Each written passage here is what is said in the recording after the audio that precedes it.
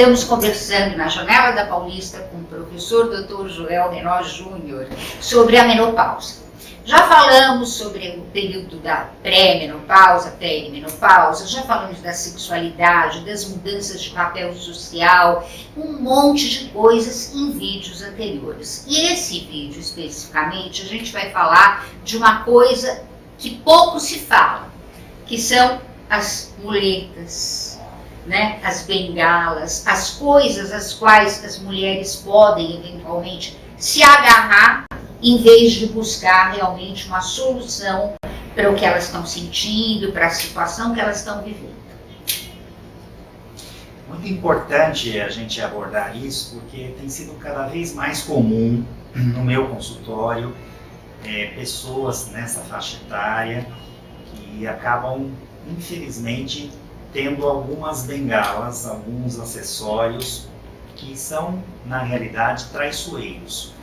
Então, as mulheres acabam se isolando quando ansiosas, quando deprimidas, ou muitas vezes não deprimidas, mas com baixa autoestima, passando por um momento de muito conflito ou de estresse, seja em casa, seja no trabalho, seja com filhos ou marido.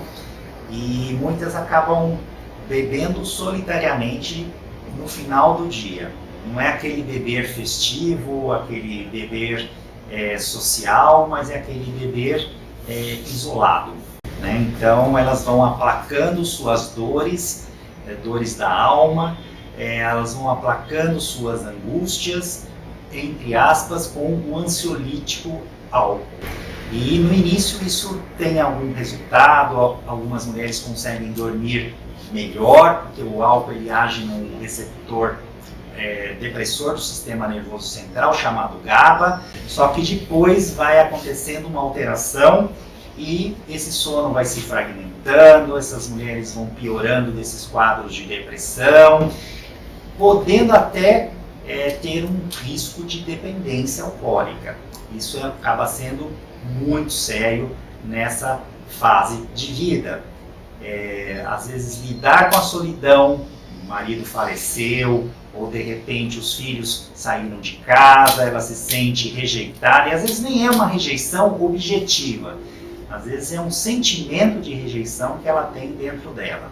E elas também podem fazer uso abusivo de benzodiazepínicos, os conhecidos ansiolíticos e populares calmantes, aqueles lá, tarja preta, como se diz. Aí é uma grande armadilha. Por quê? Porque os benzodiazepínicos também no início atuam nesses receptores GABAérgicos, como eu já citei em relação ao álcool, e eles vão também dando um alívio de ansiedade, um alívio nessa angústia que elas sentem, só que isso tem prazo curto, até que elas precisam tomar doses maiores, começam entre uma dose e outra a terem os chamados sintomas de abstinência, o organismo sente falta disso, aí começam a ter ansiedade, irritabilidade, crises de choro, tem riscos de queda, né, muitas vezes,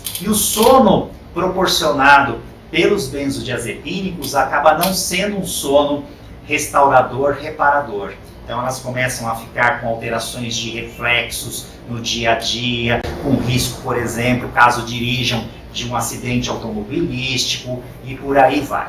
Então é importante tomar cuidado com essas bengalas que existem nesse período.